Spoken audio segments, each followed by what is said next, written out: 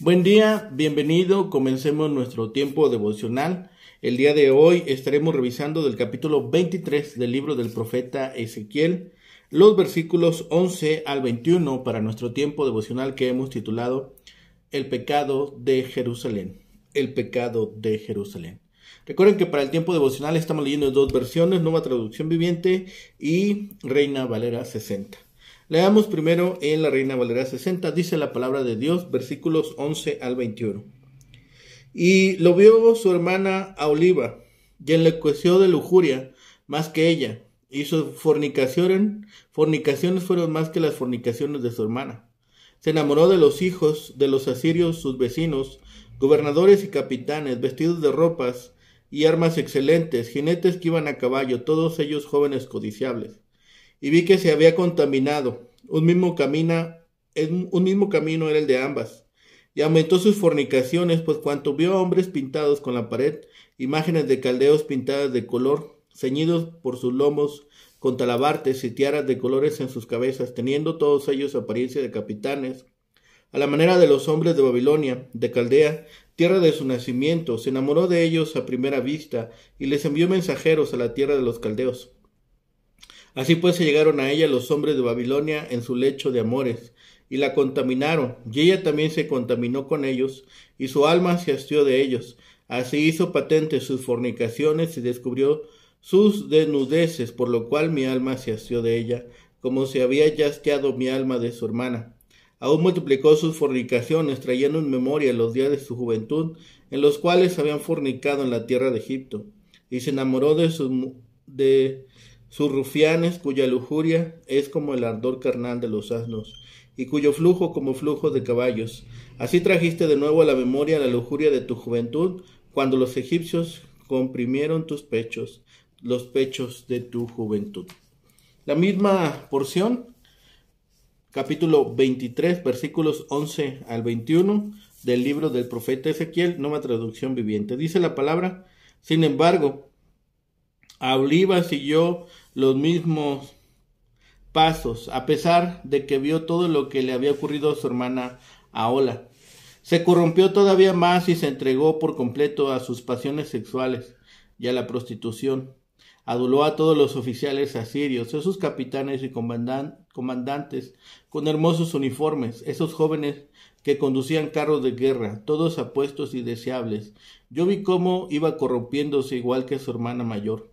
Luego llevó su prostitución a tal extremo que se enamoró de imágenes pintadas en un muro, imágenes de oficiales militares babilonios, con llamativos uniformes rojos, que portaban magníficos cinturones, y sobre la cabeza turbantes grandes y distinguidos. Estaban vestidos como oficiales de carros de guerra de la tierra de Babilonia. Cuando ella vio esas imágenes, anheló entregarse a ellos y envió mensajeros a Babilonia para invitarlos a que la visitaran. Entonces vinieron y cometieron adulterio con ella y la corrompieron en la cama del amor. No obstante, después de contaminarse con ellos, los rechazó con asco. Asimismo, yo sentía asco por Aholiba y la rechacé, tal como había rechazado a su hermana, porque se exhibió delante de ellos y se les entregó para satisfacerles sus pasiones sexuales. Sin embargo, ella se prostituyó mucho más, recordando su juventud cuando se había prostituido en Egipto. Sintió deseos sensuales por sus amantes con órganos sexuales tan grandes como los del burro, que eyaculan como un caballo. Y así, Aholiba, reviviste el pasado, esos días de jovencita en Egipto, cuando dejaste que te manosearan los senos por primera vez. Aholiba vio lo que le había pasado a su hermana, pero no aprendió de su ejemplo. Por lo tanto, su culpa era mayor. Judá no solo trató de hacer un pacto con otra nación, sino que trató de coquetear con todas, siendo las más notables Asiria, Babilonia y Egipto. Así era el pecado de Jerusalén. Corría a buscar a la nación más fuerte, y cuando ésta ya no podía ayudarle, se volvía hacia otra. El pueblo era dirigido por las circunstancias y no por la ley de Dios. Aholiba, que representa a Jerusalén, fue la inmoralidad más grande aún que la de su hermana. Jerusalén formó alianzas con los asirios y con caldeos, siguiendo la norma que había establecido en Egipto. Así ambas, Judá y Jerusalén, habían apostatado contra Dios. Aholiba fue peor que su hermana. Ella también ardió en deseos por los asirios. Luego cultivó un deseo vehemente por los babilonios. Después que éstos contaminaron, se apartó de ellos con disgusto. Así yo me aparté de ella, como lo había hecho su hermana, cuando su prostitución se hizo más notoria. Ella entonces anheló los tiempos que había tenido en Egipto, con sus bien dotados hombres promiscuos. Aholiba, que significa mi tabernáculo en ella, ahora muestra ser peor debido a que no aprendió del juicio de su hermana, sino que continuó codiciando a los asirios y a los babilonios. Por tanto, su juicio fue también seguro. De la misma manera en que Aholiba fue privilegiada y lo debió haber sabido, así nosotros somos privilegiados porque sabemos acerca de Cristo. Necesitamos estar bien seguros de que lo seguimos a Él. Dice el versículo 12, se enamoró de los hijos de los asirios. Quizás signifique que se trató excesivamente de complacer y tal vez se refiere a Acaz cuando pagó con dinero la protección de Tiglat-Pileser III. Aholiba fue mucho más lejos de la fornicación e idolatría, inmoralidad que llegó a tener su hermana. Se enamoró de los asirios igual que anteriormente Israel había hecho. Los caldeos, aunque el término vino más tarde a ser sinónimo de babilonios, los caldeos eran una raza separada del sur de Babilonia. Es esta invitación a Caldea que le da Ezequías a los invitados de Babilonia. Al principio, como sabemos, Judá se había aliado con Babilonia, Caldea, pero luego cambió de opinión.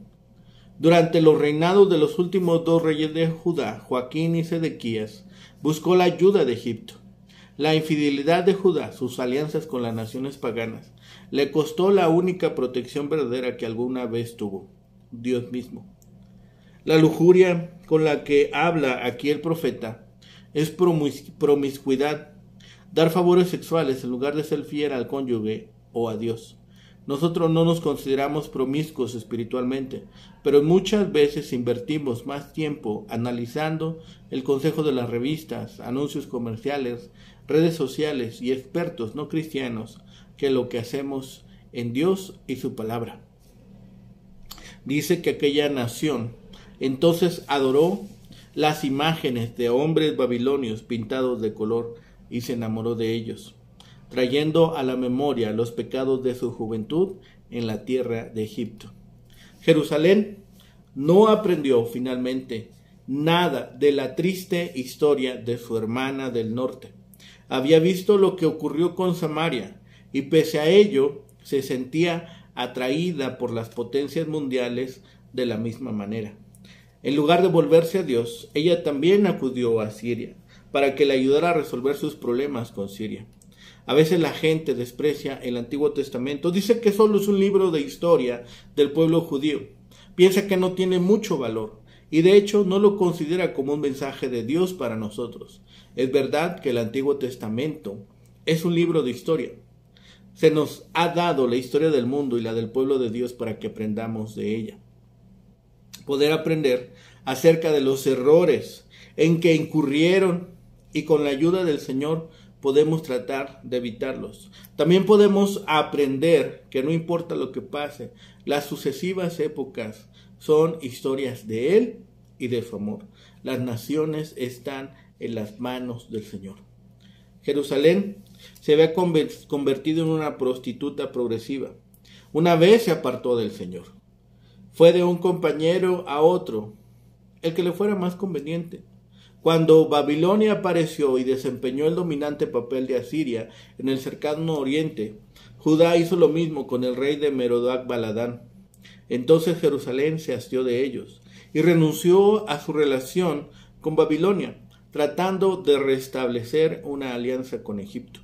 Como lo muestra el lenguaje de Ezequiel, todo eso disgustó por completo a Dios. Con frecuencia, la impiedad tiene sus raíces en la adopción de actitudes de conveniencia. Si nos enfrentamos a una circunstancia sin disponer de un conjunto de principios, evaluaremos la situación en términos de lo que nos sea más conveniente. No obstante, lo conveniente no necesariamente es lo que le agrada a Dios. De hecho, algunas veces la forma conveniente es muy desagradable a la vista de nuestro Señor.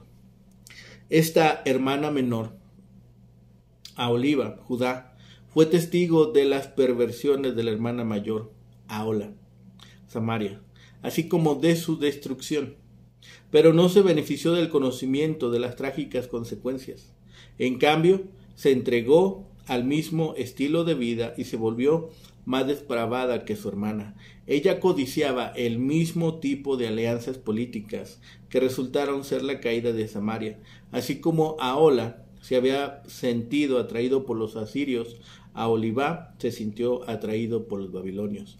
Aholibá ve estas figuras de asirios y babilonios que destacaron por decorar paredes con bajorrelieves tallados de unos 10 a 12 pies de altura. Se representan las glorias y conquistas del imperio. Muchos de estos relieves fueron pintados de rojo vermellón, que puede ser el significado de la declaración de que Jeremías hace acerca de los edificios por este rojo de Joacim. La visión de los babilonios con sus cinturones y turbantes de guerrero despertó de inmediato el deseo de aliarse con ellos. Se enviaron mensajeros y la alianza se consumó. Y la contaminación de Judá fue completa. La alianza fue consumada tan pronto como ésta fue rechazada por los babilonios. Judá se alejó con disgusto. Dios también fue rechazado por las acciones de Judá y se apartó de ella con disgusto.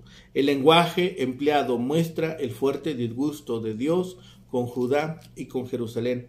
La frase "ella se apartó de sus amantes, Babilonia", el versículo 17 es paralela a la declaración de que de Dios me alejé de ella, así como me alejé de su hermana. Ella, Judá, también jugó el papel de prostituta y se volvió cada vez más promiscua. La conducta de Judá era una reminiscencia de aquellos días en la juventud de la nación cuando el pueblo adoraba el becerro de oro en el desierto. Este incidente produjo adoración lasciva y sensual e idolatría desenfrenada. También la prostitución política de Judá fue presentada en terminología sexual explícita. Esta idolatría produjo la misma repulsión por parte de Dios que lo impulsó a aniquilar a sus antepasados en el desierto por la adoración de los dioses de Egipto. Judá codiciaba a sus amantes, cuyos genitales eran como los de los asnos y cuya misión era como la de los caballos. Estas frases proverbiales tenían la intención de mostrar el desprecio divino por aquellos atraídos por el poder militar retratado por referencia a la potencia sexual.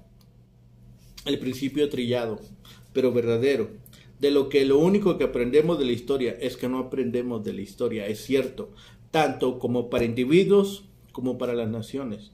Todos los ejemplos de los pecados del pasado que se registran en la palabra de Dios gritan las advertencias de las consecuencias finales del pecado. Pero sorprendentemente las personas todavía rechazan a Dios y eligen una vida de pecado y rebelión. Así esta cosecha de la semilla sembrada. Jesús no fue el primero en utilizar comparaciones como las parábolas como método de enseñanza. Las vemos usadas desde el libro de los jueces hasta el del profeta Isaías. En este capítulo, Ezequiel usa comparaciones para transmitirnos verdades eternas. Vemos lo que tienen para enseñarnos. La satisfacción instantánea. Primeramente, la gente de Samaria no pensaba mucho en Dios, solamente querían vivir bien, ganar dinero y gozar de los lujos que éste puede comprar. La ciudad no cayó ante un ejército enemigo, sino ante su propia abierta inmoralidad. El versículo 10 nos dice que las mujeres de otras naciones se escandalizaron de la pornografía y la prostitución practicadas por los habitantes de Samaria. El profeta se asombra de que Jerusalén sigue el mismo camino. Debemos reconocer que cuando el sexo es asunto de comercio, la nación está destinada a la ruina. Todos reconocen el peligro del fraude, el soborno, la injusticia social, pero lo que es menos frecuente es que reconozcamos que los pecados sociales dan lugar a los demás. Hay una cosecha inevitable. El engaño universal es pensar que uno pueda hacer lo que dé la gana y no sufrir consecuencia por sus hechos. Los millones de muertes a causa del alcoholismo, sida, enfermedades venéreas, crímenes y muchas otras cosas nos demuestran que no es así. Pero la gente no aprende ni de la historia ni de sus malas experiencias. Gálatas 6:7 enseña un principio que se ve en casi cada libro de la Biblia. Así, Ezequiel usa la figura del cáliz como símbolo del destino de ambas ciudades. Debemos tener sumo cuidado, porque tendremos que tomar la bebida que preparamos con nuestra propia conducta. Es un trago muy amargo, pero no nos queda otro. Nuestro Salvador subió al monte de los olivos y lloró al pensar en la suerte futura de Jerusalén. Nuestra única esperanza es dejar el pecado y dar una nueva dirección a la vida con la ayuda de Cristo. No es tarde y podemos evitar la cosecha del pecado si obedecemos al único que puede darnos vida abundante. Esta condición de Jerusalén es desastrosa. Esta condición que vemos de Jerusalén es desafortunada, pero sobre todo es triste. Ya anteriormente, el profeta Oseas en su tiempo hizo notar que las dos tribus del sur retuvieron su integridad en gran medida después que apostataron las 10 tribus del norte. Pero el desdichado cruzamiento entre la casa de David y la casa de Acab fue la ocasión para que el culto a Baal se introdujese en el reino de Judá. Es cierto que hubo en Judá reyes buenos, reformadores, que acabaron con tal culto, pero en el reinado de Manasés, precisamente poco después de que el único reino de Judá presenciase la ruina del reino de Israel, los de Judá se corrompieron más que lo que Israel se había corrompido en su desordenado amor a los ídolos. Jerusalén, que había sido una ciudad fiel, se convirtió en prostituta. Se enamoró de los asirios. Se unió a la coalición con ellos, ya que se unió al culto con ellos. De esa forma se aficionó más y más a todo lo extranjero y menospreció más y más lo de su propia nación. Incluso su religión vino a ser mero formalismo. Se enamoró de los capitanes babilonios, se unió a la alianza con ese reino y envió por modelos de sus imágenes, altares y templetes. Se hizo de ellos su adoración. Cuando se cansó de asirios y caldeos, se puso a cortejar a los egipcios y entró en alianza con ellos y se unió a ellos en sus idolatrías. Con eso multiplicó sus fornicaciones, con lo que repitió con gusto las cometidas en su juventud allí, pues trajo a su memoria aquellos días, lo que en lugar de reflexionar con pesadumbre y vergüenza sobre sus pecados anteriores, lo recuerdan con placer y orgullo, desafían la gracia del arrepentimiento. Es especialmente crudo, a primera vista, parece el versículo 20, en que las versiones o extreman la crudeza o la cubren de tal modo que el lector no se entera del sentido literal del texto hebreo, que es como pudiéramos interpretar: y se enamoró de entrar en concubinato con ellos, cuya carne es como la carne de asnos y cuyo semen es como el semen de caballos. Hay otras versiones, como la Nueva Biblia Española, que tiene una versión muy elegante que cubre castamente algo de la crudeza del original, y volvió a enamorarse de sus rufianes, que tienen sexo de garañones y esperma de sementales. Son frases proverbiales en las que Ezequiel expresa su asco y menosprecio. Así como una prostituta es atraída por la potencia sexual, Así Judea fue seducida por el poder militar de Egipto. Aquí hay una probable referencia a las llamadas hechas por Judá a Egipto para que la ayudase contra Babilonia. Dios entrega con toda justicia a esta ciudad infiel su repudio. El pecado enajena la mente de Dios con respecto al pecador, y eso es muy justo, pues también es una alienación de la mente del pecador con respecto de Dios. Se va separando. Esta historia de las dos ciudades finalmente es desafortunada, como hemos dicho. Pero este capítulo 23 está ocupado a la historia de estas dos ciudades, las dos que quedaban restantes de la nación de Dios, junto con sus diversos niveles de interpretación. En la superficie, es una historia de dos hermanas, cuyas vidas se caracterizan por una inmoralidad flagrante y un eventual fracaso. Pero la historia sirve como una alegoría. Es realmente una historia de dos ciudades y su destino en la historia de las naciones del mundo. Una hermana, Ahola, representa Samaria, la capital del estado norteño de Israel. La otra, Aholibá, que representa el reino de Judá, es decir, Jerusalén. La historia de las ciudades es de horror e infidelidad en términos de relaciones internacionales. Pero para muchas personas las relaciones internacionales son asuntos tan importantes y parecen tan distantes de la vida cotidiana que el horror no se puede ver. Y así la historia se cuenta como una alegoría, se expresa como una horrible historia de vileza moral, fácilmente entendida y fácilmente aborrecida por cualquier oyente. Debido a que el propósito de la historia es completamente negativo, es decir, la declaración de juicio sobre las dos ciudades se cuenta rotundamente, con poco encanto o atractivo. Este cuento no tiene nada de la belleza, ni siquiera la tristeza de la parábola del capítulo 16. El propósito del narrador es simplemente transmitir los hechos de su condena de la manera más directa y enérgica posible. Al usar una alegoría terrible y contundente, la fuerza de la historia se transmite de manera más directa y es convincente convincente que si no se hubiera empleado la alegoría. La historia no contiene prácticamente ningún lado brillante para aligerar su sombría progresión. Comienza con dos hermanas que viven en Egipto. Allí, como mujeres jóvenes, ya habían adoptado las fórmulas casuales y los favores fáciles de la vida de una prostituta. Pero a pesar de su condición indigna, Dios las tomó como sus esposas. Se hicieron mías.